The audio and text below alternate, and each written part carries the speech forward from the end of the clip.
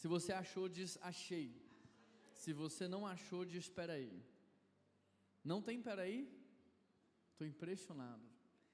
Os irmãos aqui são rápidos. Filipenses 2, verso 1, o texto diz assim: se por estarmos em Cristo, nós temos alguma motivação, alguma exortação de amor, alguma comunhão no Espírito, alguma profunda afeição e compaixão, completem a minha alegria tendo o mesmo modo de pensar, o mesmo amor, um só Espírito e uma só atitude.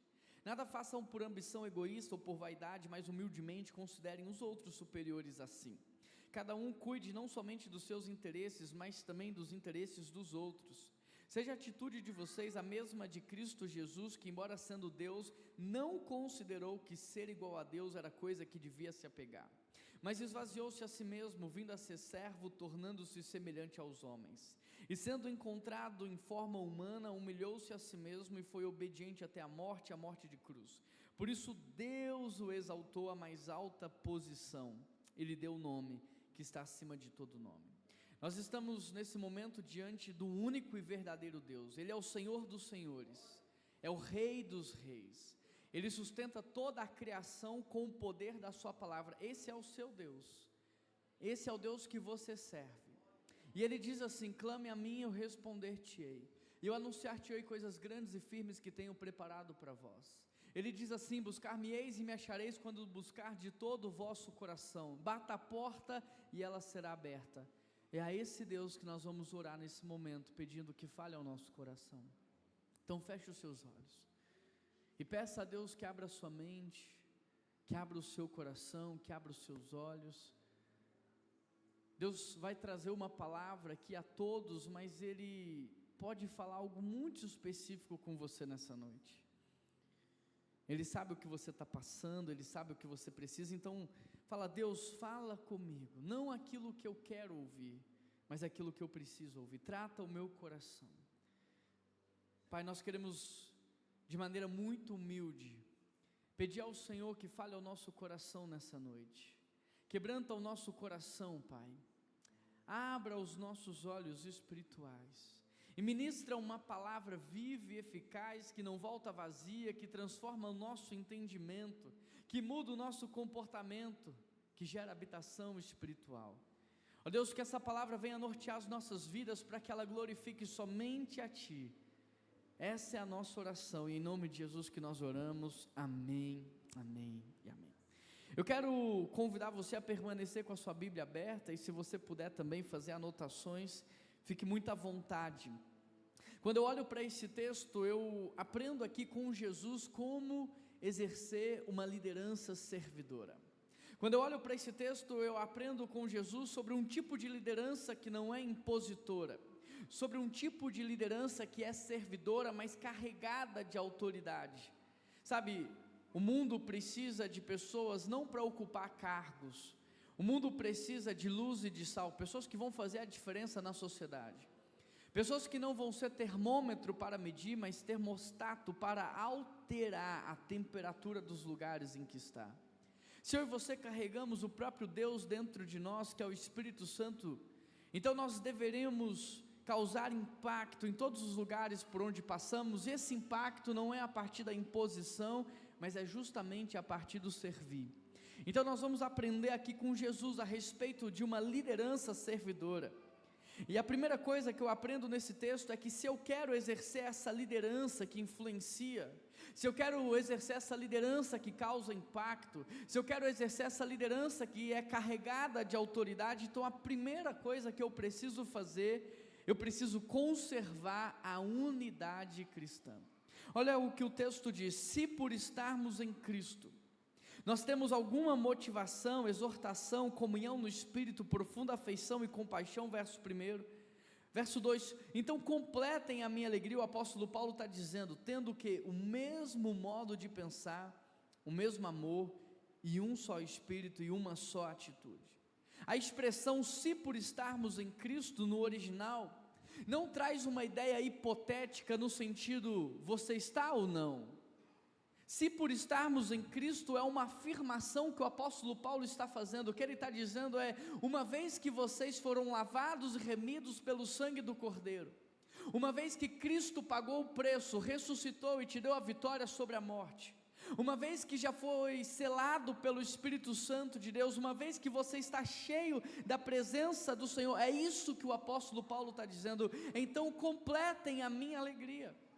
Agora aqui você tem um pastor, você tem uma liderança espiritual dizendo para a igreja de Filipos: vocês estão me deixando felizes, mas é possível que vocês completem a minha alegria. Interessante porque a Bíblia diz: não entristeçais o Espírito Santo de Deus.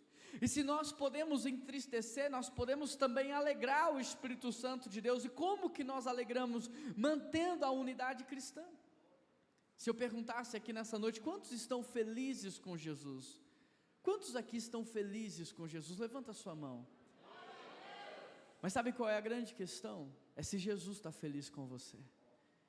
É se o Espírito Santo está feliz com você. Então o apóstolo Paulo, uma liderança, está aqui dizendo: olha, completem a minha alegria. E no original, completar a minha alegria tem a ideia de encher até o topo, encher até transbordar. É possível que o Vinícius esteja feliz com vocês, mas é possível que o pastor de vocês também transborde de alegria. E como é que o pastor de uma igreja transborda em alegria? Quando uma igreja vive em unidade, quando a igreja desfruta de uma unidade. Por quê? Porque a unidade é extremamente poderosa, tão poderosa que no jardim do Éden, Deus fez com que através da unidade entre um homem e uma mulher, eles pudessem fazer algo que só Deus podia fazer, que é gerar vida. Eu e você nos acostumamos, se tornou natural gerar uma vida, mas a verdade é que gerar uma vida é uma coisa que só Deus faz, e que Ele nos possibilitou gerar a vida através de um processo de unidade. A unidade é tão poderosa que o inimigo entrou no jardim do Éden justamente para quebrar a unidade daquele casal, porque o inimigo entendeu que a partir da unidade eles seriam capazes de fazer coisas sobrenaturais. É tão verdade que capítulos depois Deus olha lá de cima e Ele vê o homem construindo a torre de Babel, e Ele diz assim: a unidade de pensamento, a unidade de linguagem, a unidade de ação, eles são capazes de fazer o que eles quiserem. Então o próprio Deus desceu e espalhou, porque a unidade é poderosa.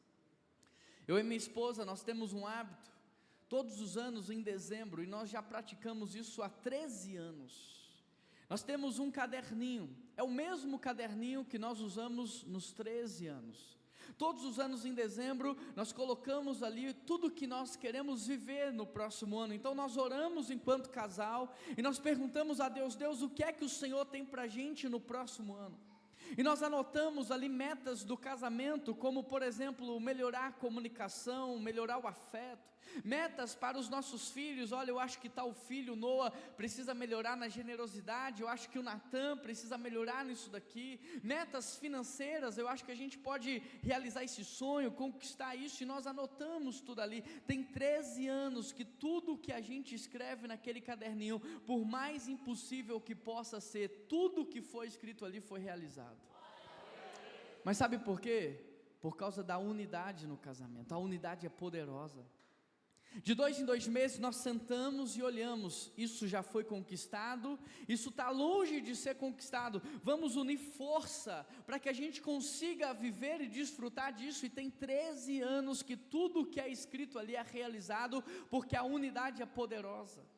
Tão poderosa que na oração sacerdotal de Jesus Cristo, em João 17, Ele ora ao Pai dizendo: dá para eles a mesma unidade que há em nós, concede para eles a mesma unidade que há no Deus Pai, Deus Filho e Deus Espírito Santo. A unidade é extremamente poderosa. A Bíblia diz que o mundo conheceria o poder de Deus e a revelação do reino de Deus através do processo da unidade da igreja.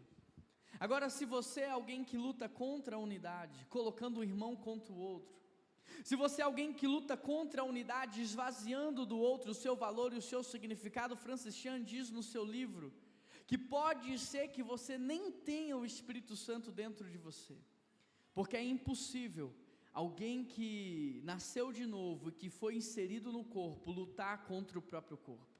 É impossível um coração lutar contra o pulmão.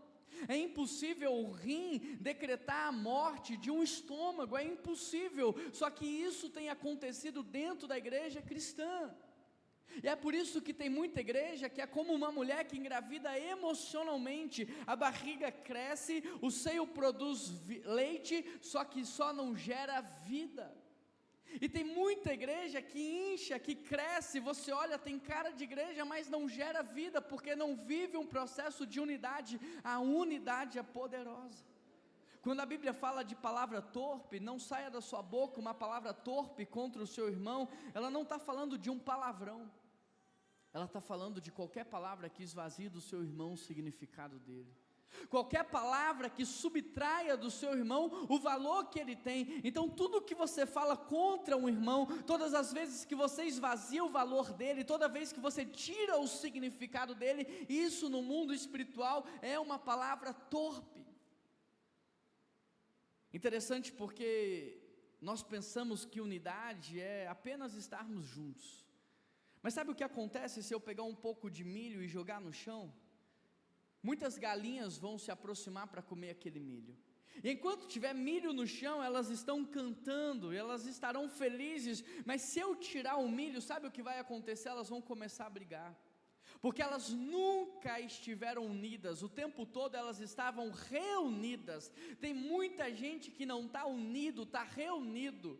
E não está unido porque a unidade nos faz estarmos juntos por causa de um bem comum, enquanto que a reunião nos faz estarmos juntos por causa do meu interesse pessoal. A unidade, ela é extremamente poderosa.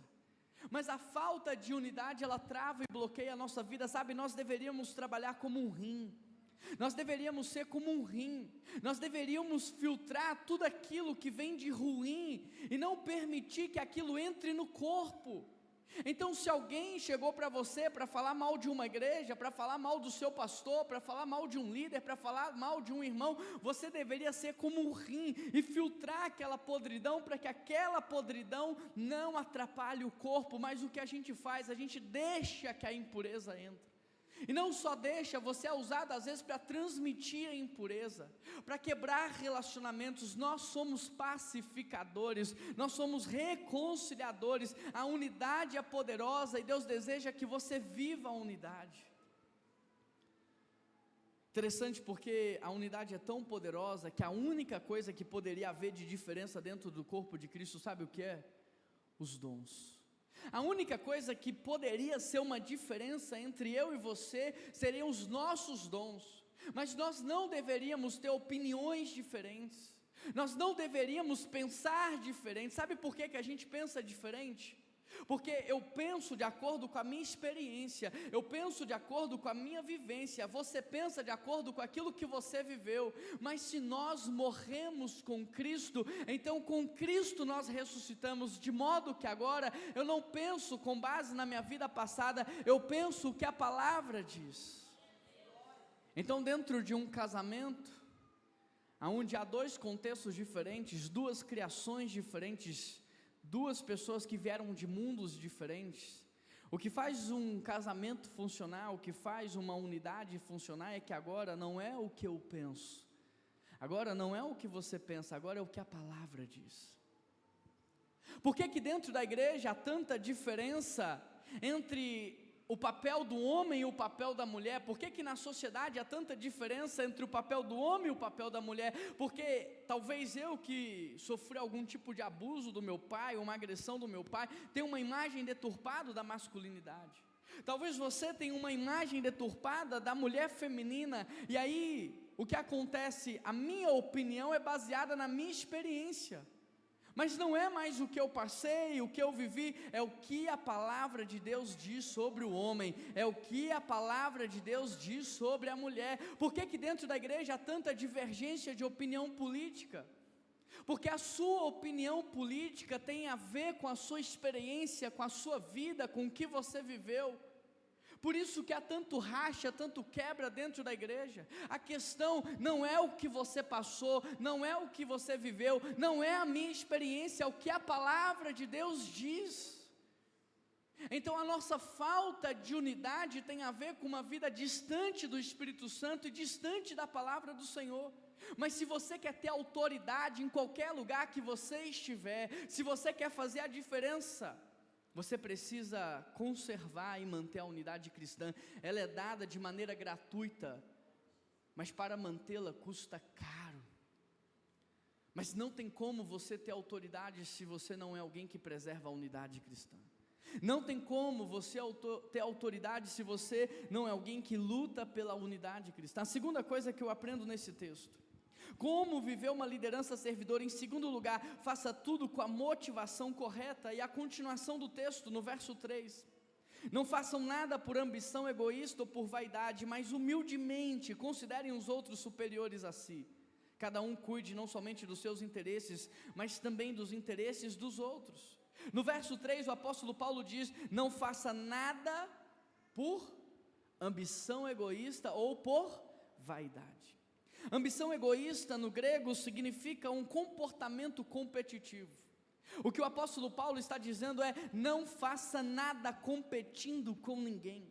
Não faça nada para provar nada para ninguém. O problema é que muitos de nós viemos de um contexto familiar, onde a gente está tentando provar o tempo todo de que nós somos alguém, de que nós vencemos na vida, de que nós somos dignos da atenção das pessoas. Mas o apóstolo Paulo está dizendo: se você tem o Espírito Santo dentro de você, se você carrega dentro de você a própria presença de Deus, então não faça mais nada competindo com ninguém. Você tem que fazer para cumprir o seu propósito, não para competir. Querido, você pode até ter sido um acidente para o teu pai e para a tua mãe, mas para Deus você não foi um acidente. Entre 70 bilhões de possibilidades, foi você. Se o teu pai e a tua mãe tivesse alterado ali o momento do casal, em 1 minuto a mais, de 1 minuto a menos, poderia não ser você, mas todas as coisas confluíram para que fosse você. Por quê? Porque antes de toda e qualquer criação sempre existe um propósito. Nada é criado sem propósito. Uma cadeira como essa, para ter sido criada, um dia alguém pensou nela. Precisa ser anatômico, precisa ser resistente. Por isso ela foi criada. Agora, se tudo na criação tem um propósito, imagina você. Por isso a grande questão é: Deus, o que estava no teu coração quando o Senhor deu palavras de ordem para que eu viesse à existência? O que foi que o Senhor viu? O que foi que o Senhor pensou? Que mesmo conhecendo todos os meus pecados, o Senhor disse: eu fico com dano do teu pecado, mas eu não vou deixar de criar você. O que é que estava no teu coração? Por que a gente não tem que competir? Porque toda competição ela é desleal. Se eu colocar aqui uma squeeze e uma caneca, é uma competição desleal. O designer da squeeze tem a ver com o propósito dela, o designer da caneca tem a ver com o propósito dela. Se uma se compara com a outra, compete com a outra, é uma competição desleal. A alça da caneca é porque ela foi feita para bebidas quentes. A squeeze não tem alça porque foi feita para bebidas frias. Você não precisa competir com ninguém, sabe por quê? Porque o propósito que Deus tem para a sua vida, o sonho que Ele tem para a sua vida é seu, é diferente do meu.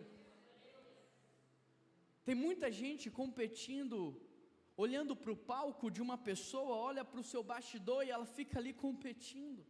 Só que o desafio que o pastor Vinícius tem aqui é diferente do desafio que eu tenho ali. O seu desafio ministerial é diferente do meu. Então não façam nada por competição, mas também o apóstolo Paulo diz o que? Vaidade, no grego, glória vazia. O que é a glória vazia? É o aplauso da multidão. A mesma multidão que grita hosana também grita crucifica. Não seja movido pela voz da multidão, você precisa ser movido pela voz do teu Criador. Não se mova competindo, mas não se mova pela glória vazia, likes nas redes sociais, seguidores. Isso não muda a sua vida, isso não influencia nada, isso não coloca o pão na sua mesa. Quem coloca o pão na sua mesa é Deus. Quando eu olho para Davi, eu percebo uma coisa. Os inimigos de Davi diziam assim: adúltero, assassino. Os amigos de Davi diziam assim: um grande rei, um grande líder.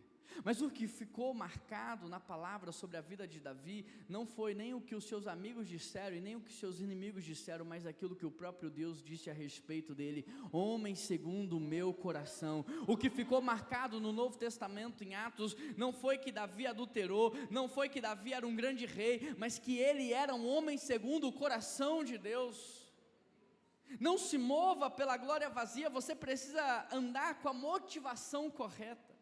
Sabe qual é o pior idólatra?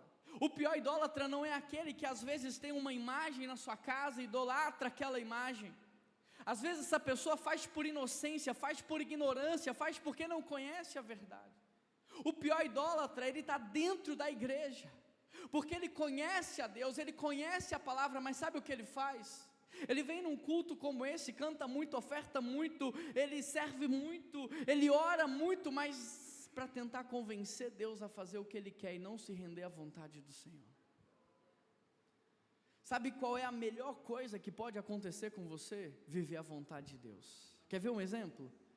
O lírio não trabalha e nem ajunta, mas veste o melhor dessa terra. O passarinho não trabalha e ajunta, mas come do melhor dessa terra. Por que que o lírio veste do melhor e o passarinho come do melhor? Porque o lírio está plantado onde Deus o colocou. E o passarinho está fazendo o que Deus mandou. Todas as vezes que você estiver no lugar que Deus te colocou, fazendo o que Ele mandou, não faltará recursos para você. Sabe qual é o melhor lugar de Deus para a sua vida? Em obediência a Ele. A palavra do Senhor diz: honre ao Senhor com os teus bens, os teus celeiros serão fartos e os teus barris transbordarão.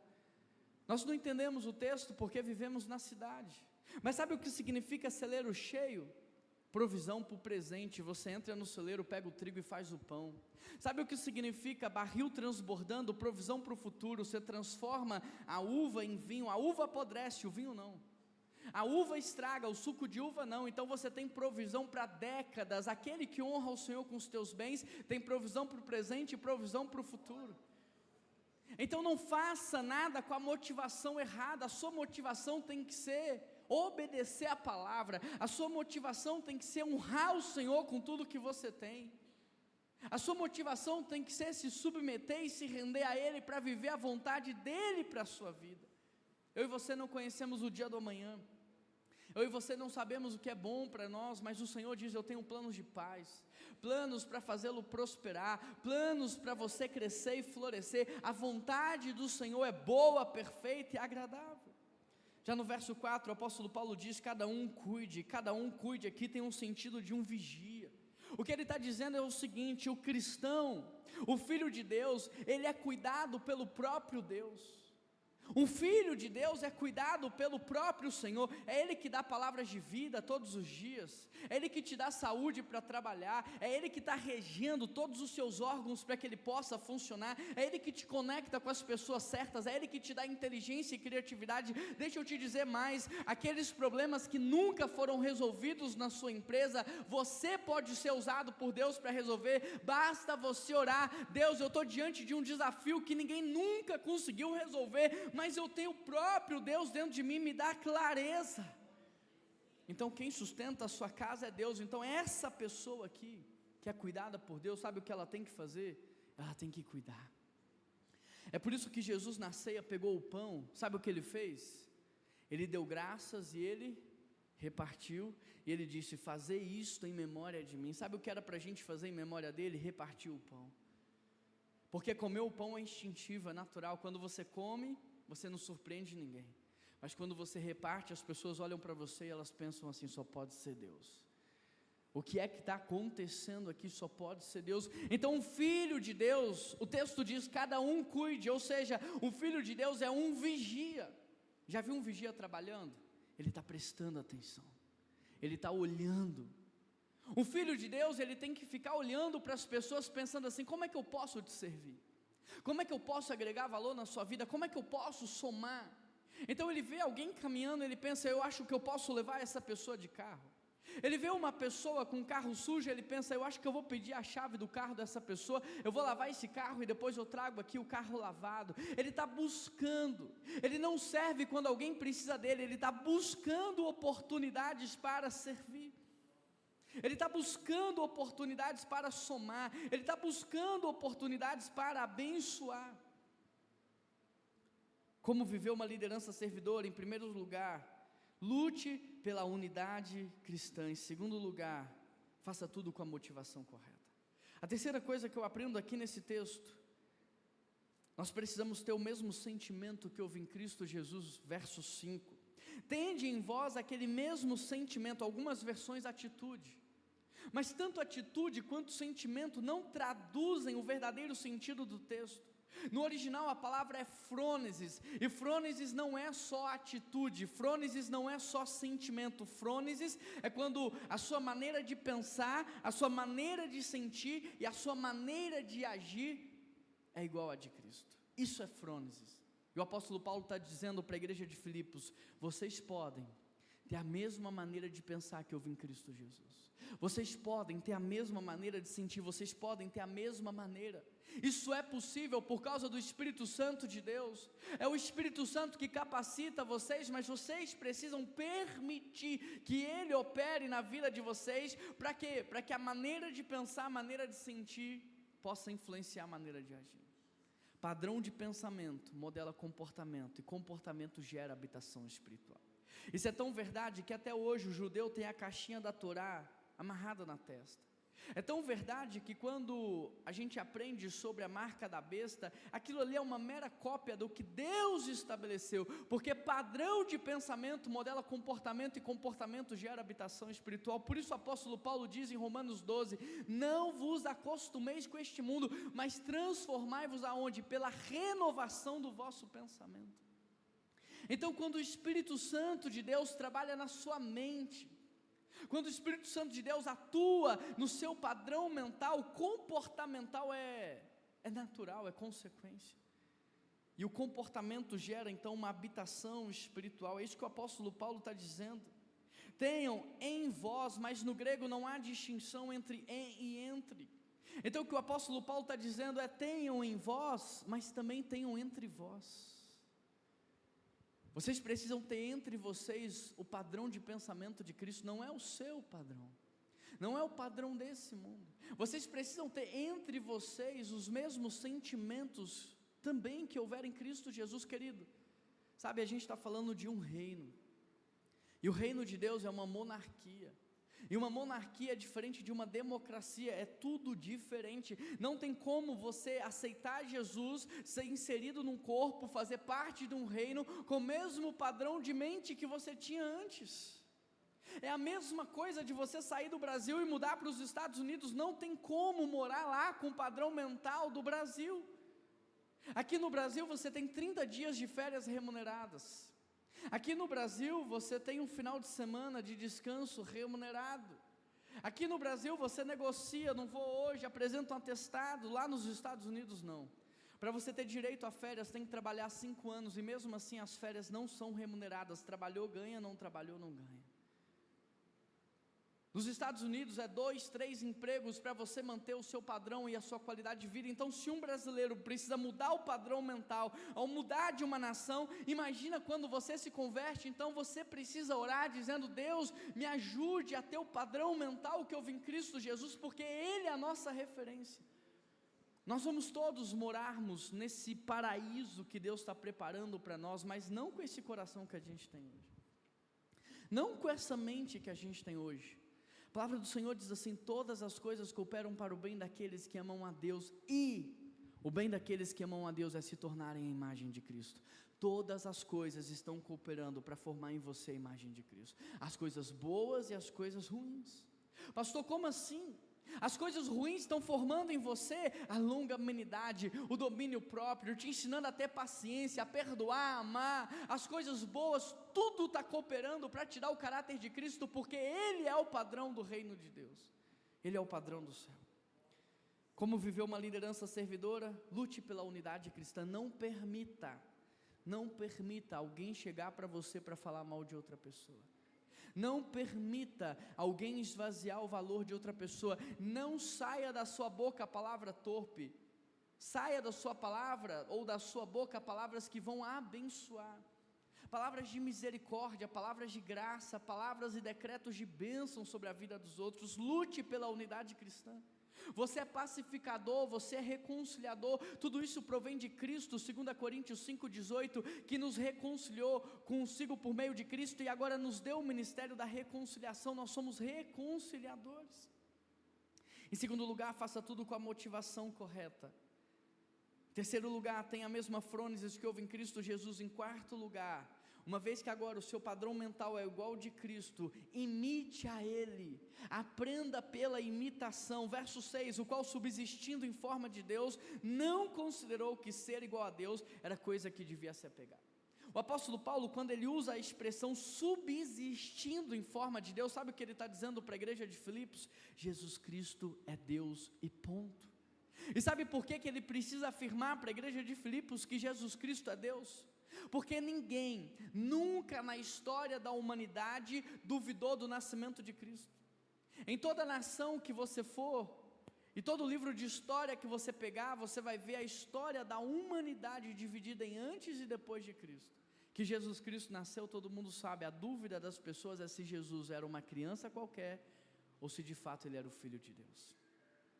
Agora pensa comigo, se Jesus Cristo era uma criança qualquer, por que os magos saíram do Oriente para adorar o menino Jesus? Homens movidos pela ciência. Acaso então não nascia crianças no Oriente? Por que os pastores abandonaram os seus rebanhos para adorar o menino Jesus? Acaso não nasciam crianças naquele lugar? Se Jesus Cristo era uma criança qualquer, se ele não era o Filho de Deus, por que os governantes da época tiveram um colapso nervoso? Por que mandar matar todas as crianças abaixo de 2 anos, se Jesus Cristo não era o Filho de Deus, se ele era uma criança qualquer? Então não nos resta dúvida, Jesus Cristo definitivamente não era uma criança qualquer.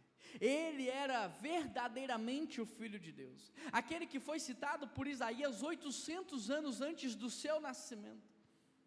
Jesus Cristo é o Filho de Deus, é isso que o apóstolo Paulo está dizendo para essa igreja, o qual subsistindo em forma de Deus.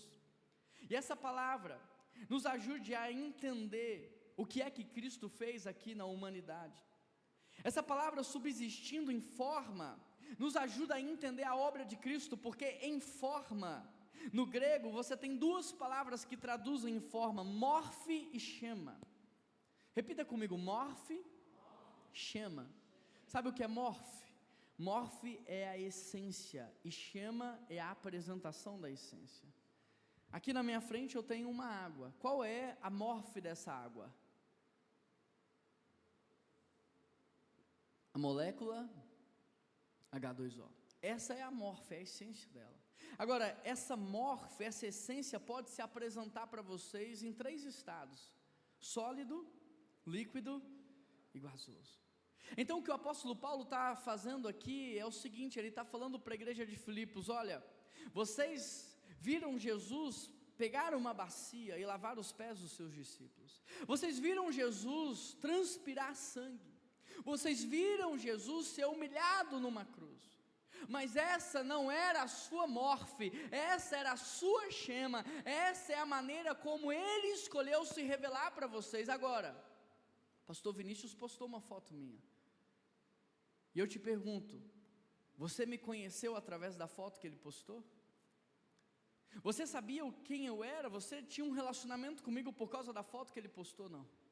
Não é possível conhecer alguém através da sua foto. Você precisa ter um relacionamento para conhecer. O que o apóstolo Paulo está dizendo, não é porque você viu um homem com uma bacia lavar os pés dos seus discípulos, que ele era um homem, essa era a sua chema. Ao ver a foto de Jesus, você está vendo a sua chema, mas ao se encontrar com ele, você veria a Deus. Então não duvide que ele é Deus porque ele era servo, não duvide que ele era Deus porque ele não tomou o império daquela época. Essa é a maneira como ele escolheu se revelar, mas ele é Deus, o único e verdadeiro Deus, ele é o Senhor dos senhores, ele é o Rei dos reis. Agora o verso 6 diz que embora ele seja Deus, ele não considerou que devia se apegar a isso. Interessante porque no jardim do Éden, A serpente foi clara com a sua motivação: comam e vocês serão como Deus.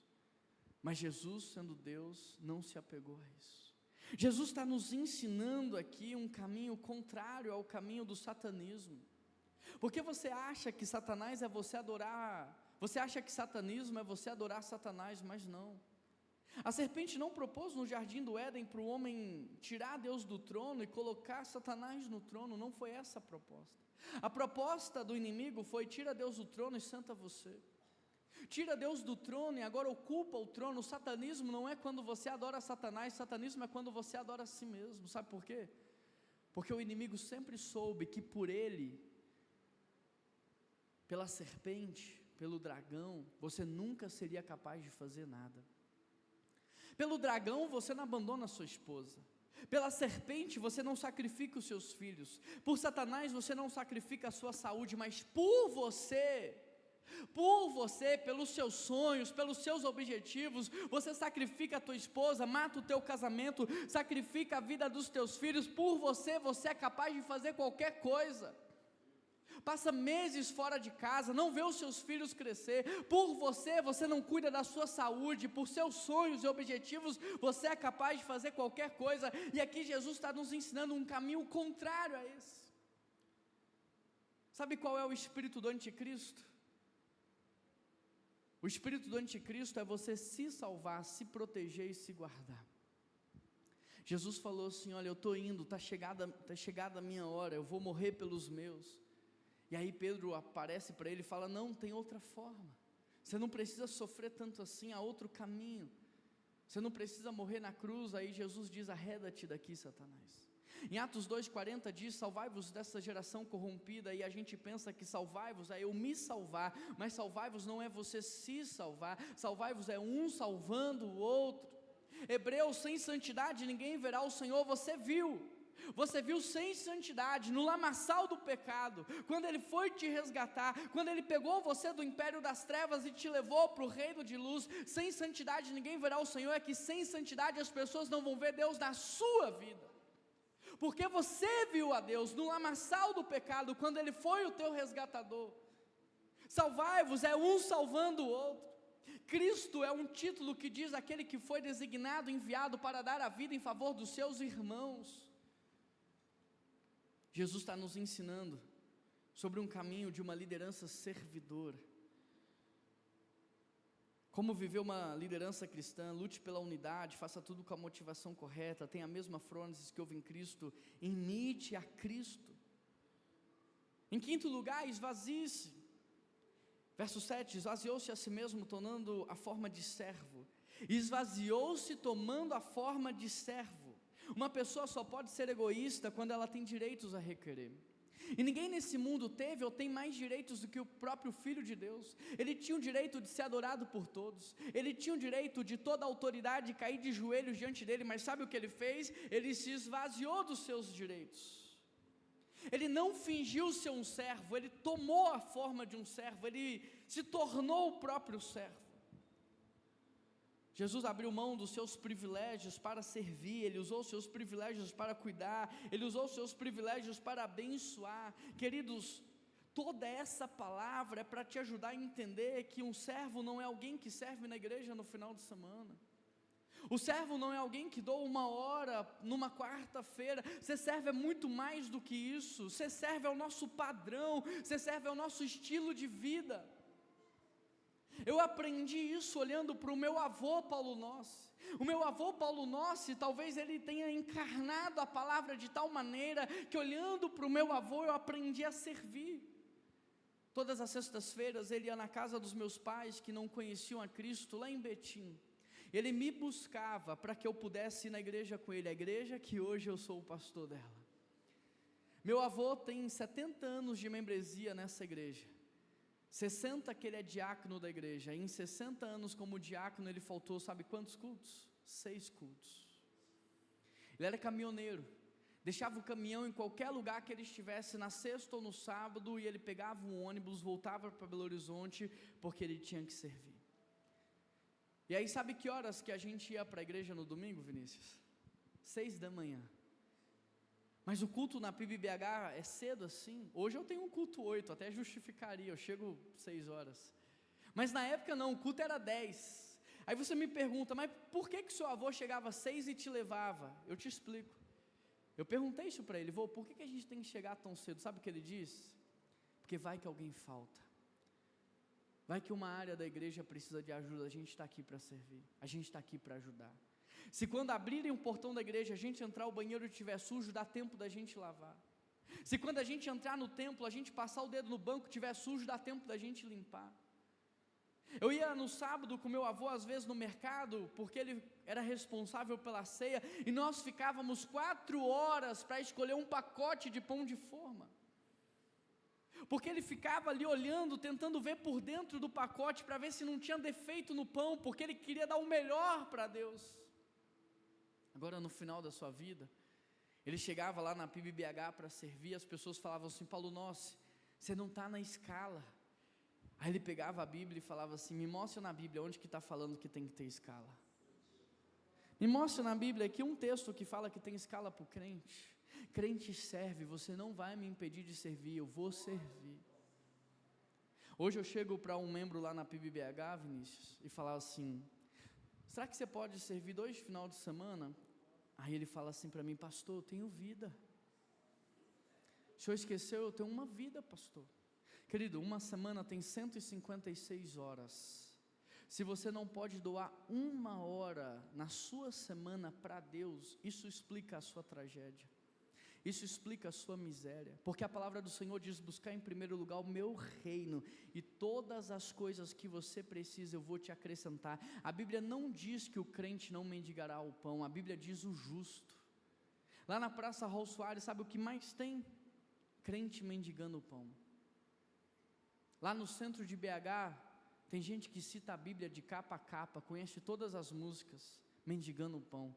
Como é que você explica isso? É porque a Bíblia não disse que o crente não mendigaria o pão, a Bíblia diz, o justo, a sua descendência não mendigará o pão. E quem é o justo? Aquele que coloca a justiça de Deus em primeiro lugar. Jesus esvaziou dos seus privilégios para se tornar um servo. Você não consegue ser servo se você tem direitos a requerer, mas sabe, a Bíblia compara o servo a um escravo. Já viu, pastor Vinícius, um escravo ficando chateado porque o senhor dele não reconheceu o trabalho dele? Já viu um escravo falar assim, olha, eu não vou fazer mais porque ninguém viu o que eu fiz? Já viu um escravo ficar magoado porque ninguém aplaudiu o trabalho dele? Não! O escravo sabe que ele não tem direito nenhum a requerer e que a função da vida dele é servir o seu Senhor. Então, muitos de nós fazemos a coisa certa, só que com a motivação errada. Porque nós viemos até servir na igreja, mas com a motivação errada, ser aplaudido, ser massageado no ego, e às vezes conquistar coisas que a gente nunca conquistaria lá fora, porque a igreja dá oportunidade para todo mundo, a igreja acredita em todo mundo, a igreja investe em todo mundo, então tem muita coisa que você queria e o mundo nunca te deu, que a igreja te dá, e aí você faz por causa dos acessos e não para servir ao Senhor. Mas Jesus me ensina aqui a ser um servo de verdade, a não fingir ser um servo, a encarnar o espírito de servo e a servir aos meus irmãos com sinceridade no coração. Jesus não fingiu ser o servo, ele se tornou um servo. E aí para um servo não tem hora, para um servo não tem escala, para um servo não tem a hora certa, o momento certo, o dia certo.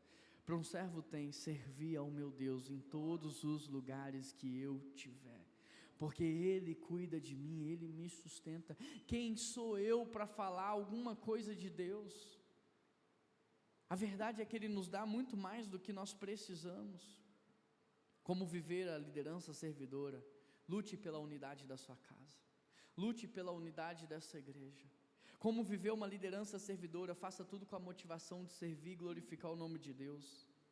Tem a mesma frase que houve em Cristo Jesus, imite a Cristo, esvazie-se, torne um servo. Em sexto lugar, humilhe-se. E achado na forma de homem, verso 7, humilhou-se a si mesmo, tornando obediente até a morte de cruz. Querido, deixa eu te ensinar o segredo para você nunca ser humilhado na sua vida. Quem quer aprender como nunca ser humilhado na vida? Sabe qual é o segredo? Humilhe-se primeiro. Só pode ser humilhado quem é orgulhoso. Só pode ser humilhado quem é vaidoso. Só pode ser humilhado quem é prepotente, quem é soberbo. Mas aquele que se humilha primeiro jamais será humilhado. Então, se um dia alguém chegar para falar mal de você, você pode dizer: olha, você só está falando isso aí porque você nem me conhece. Porque se você me conhecesse, você poderia falar tantas outras coisas mais. Não me preocupo com o que você pensa a meu respeito, eu me preocupo com o que Deus pensa a meu respeito.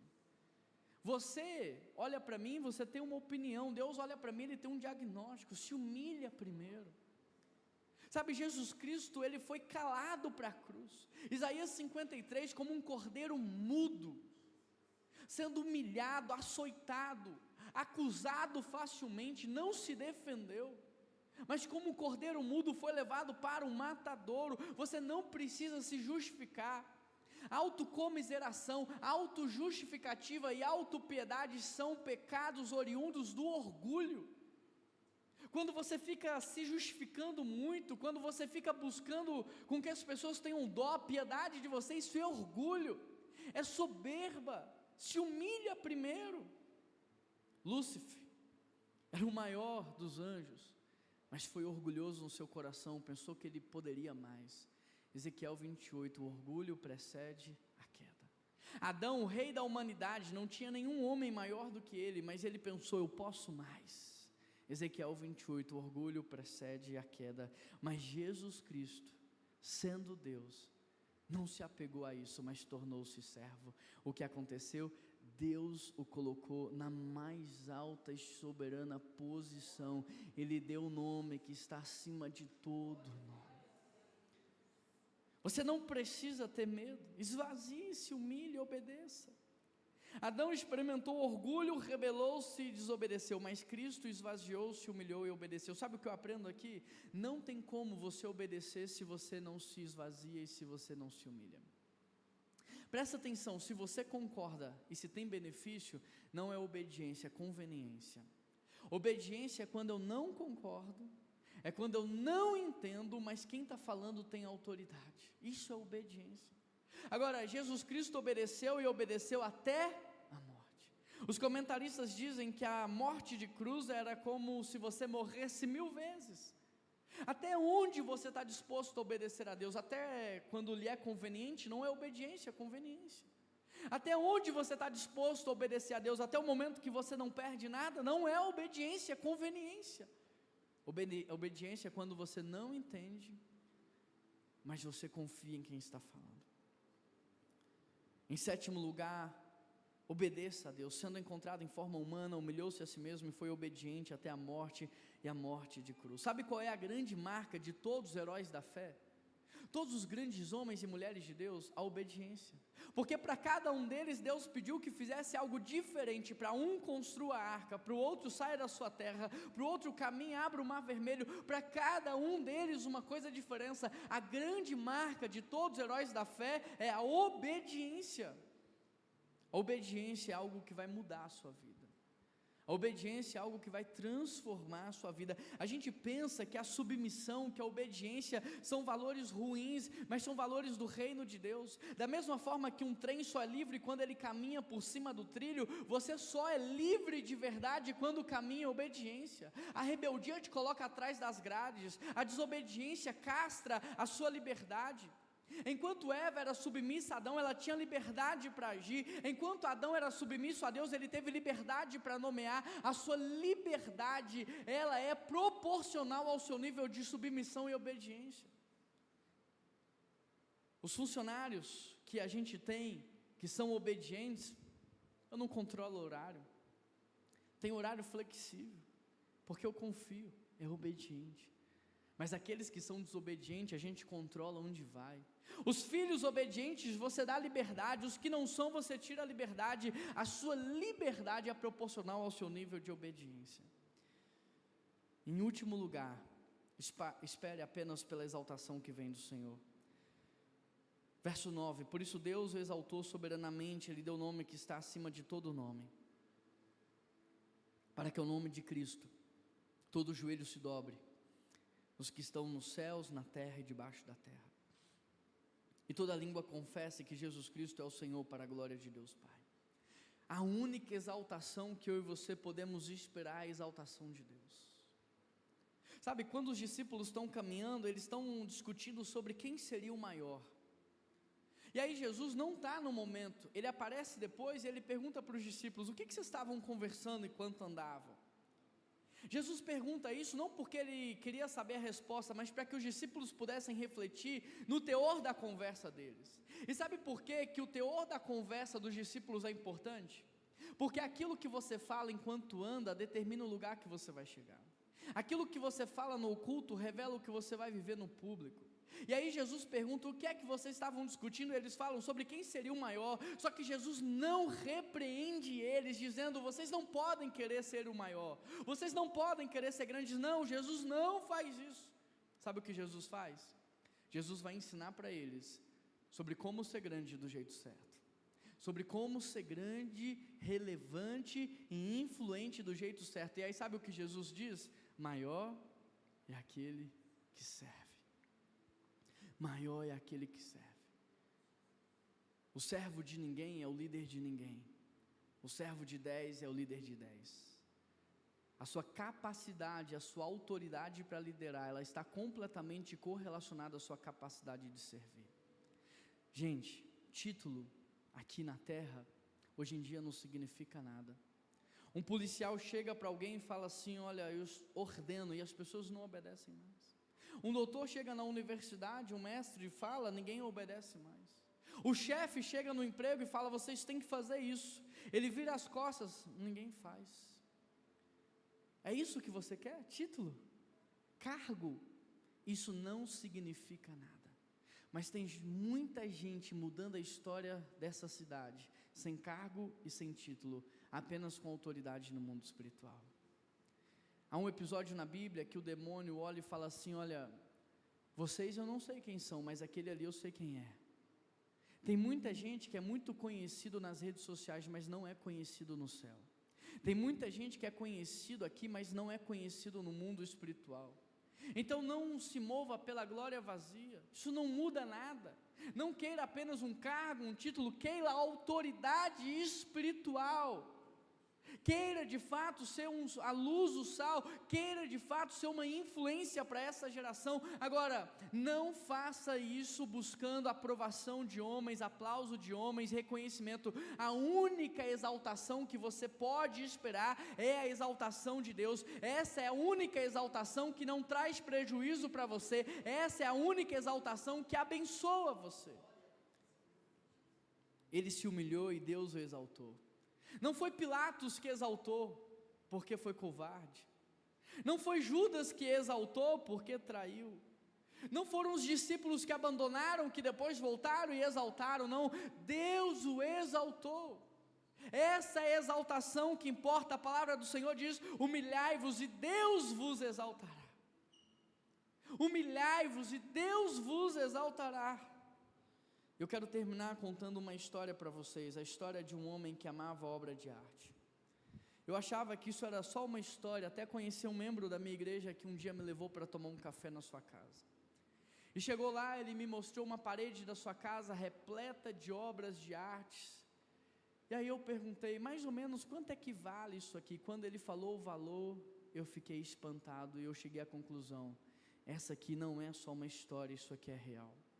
Conta a história de que um homem amava obras de arte, ele viajava o mundo inteiro comprando os quadros mais famosos, e então ele comprava, trazia para sua casa, e a sua casa virou quase que uma exposição de arte. Este homem tinha um único filho, e um dia esse menino morreu. Um amigo, sabendo do amor que ele tinha por artes, decidiu contratar um artista de rua, para pintar a foto do filho. E aquele homem que estava no luto, porque havia perdido o seu único filho, não saía mais de casa, um dia recebe na porta da sua casa um quadro do seu filho. Ele pegou aquele quadro, mesmo sendo de um autor desconhecido, e colocou em destaque na parede da sua sala. Aquele homem já era bem velhinho, e ele, sabendo que ia morrer e que agora já não tinha herdeiros, ele decidiu fazer um leilão de tudo que ele tinha, e todo o dinheiro arrecadado seria doado para a caridade. Então ele contrata um leiloeiro, convida as pessoas e vieram amantes de arte de todos os lugares que você possa imaginar. A casa dele estava lotada, e aí o leiloeiro bate o martelo, começa o leilão, e o primeiro quadro a ser exposto é a foto do seu filho. Todo mundo ficou espantado, porque eles queriam que fossem leiloados ali quadros de fato famosos, importantes, mas o leiloeiro insistia dizendo, não, a primeira obra a ser leiloada é o retrato do menino. E aí todo mundo ficou em silêncio, como vocês estão, e ninguém deu nenhum lance por aquele quadro. Até que um amigo da família, constrangido pela situação, ele pensou assim, eu conheço essa história, eu conheço o filho, eu conheci o menino, eu vou comprar esse quadro, por amor ao pai, eu vou comprar esse quadro. Ele faz um lance, e para o espanto dele, quando ele faz o lance, o leiloeiro não só bate o martelo para vender o quadro, como ele encerra o leilão. E aí todo mundo fica louco naquela sala e começa a gritar, não, e o quadro de Leonardo da Vinci, e o quadro daquele artista plástico, e o quadro daquele cara? E ele diz, não, olha, o leilão foi encerrado. Deixa eu ler para vocês o testamento, e no testamento estava escrito, quem tem o filho tem tudo. Eu vim aqui nessa noite para dizer para vocês, quem tem Jesus tem tudo. Quem tem o filho tem tudo que o pai tem. Quem tem Jesus tem todas as coisas. Às vezes você olha para algumas pessoas e você pensa assim, eu acho que Deus tem preferidos. Olha a vida de fulano. Deus não tem preferidos, Deus tem melhores amigos. Deus tem pessoas que pagam o preço da intimidade com Jesus. Deus tem pessoas que amam tudo que Jesus ama. Se você não gostar da minha esposa, não tem como você ser meu amigo. Tem gente que pode falar, pastor, eu gosto tanto de você, mas eu não gosto daquela. Não tem como você ser meu amigo se você não gosta da minha esposa. Não tem como você frequentar a minha casa se você não gosta da minha esposa. Não tem como você amar Jesus se você não ama a noiva dele. Não tem como você amar Jesus se você não ama a igreja. Não tem como você amar Jesus se você não ama as coisas de Jesus. E talvez isso explica muita coisa na sua vida. Eu queria que você fechasse os seus olhos e que você respondesse essa pregação com uma oração.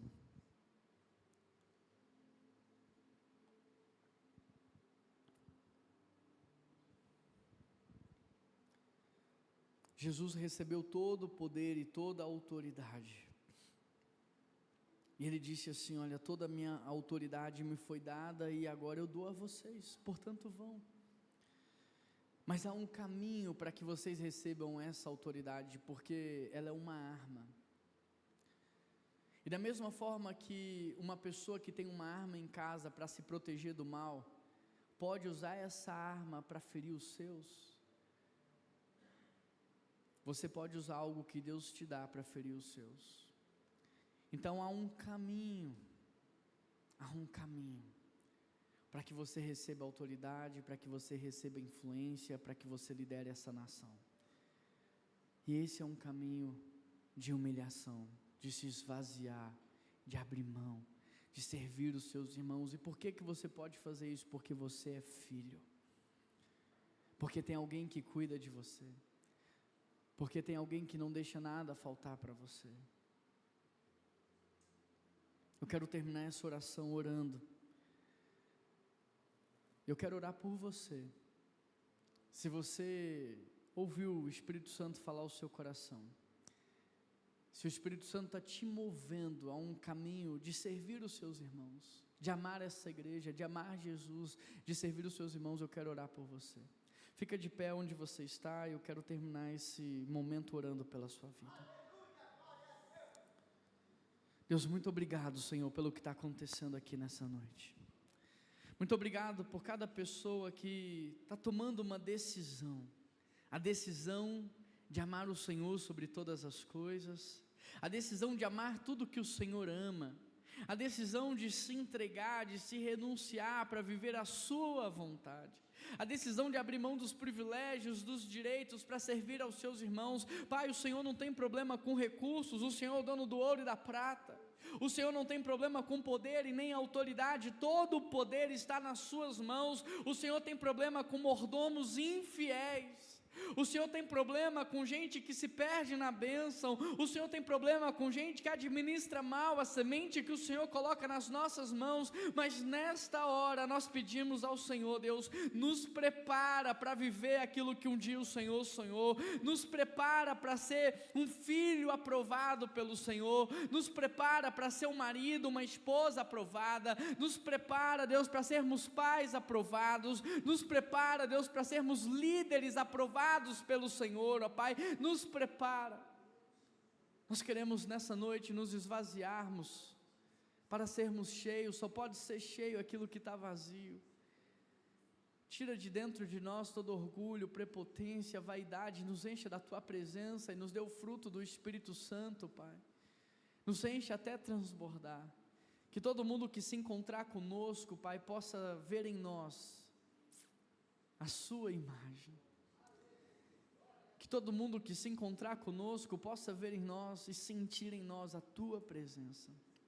Que todo mundo que se encontrar, que todo mundo que se esbarrar possa perceber a manifestação do Senhor nas nossas vidas. E que toda honra e toda glória seja dada ao Senhor, hoje e para todos sempre. Amém, amém.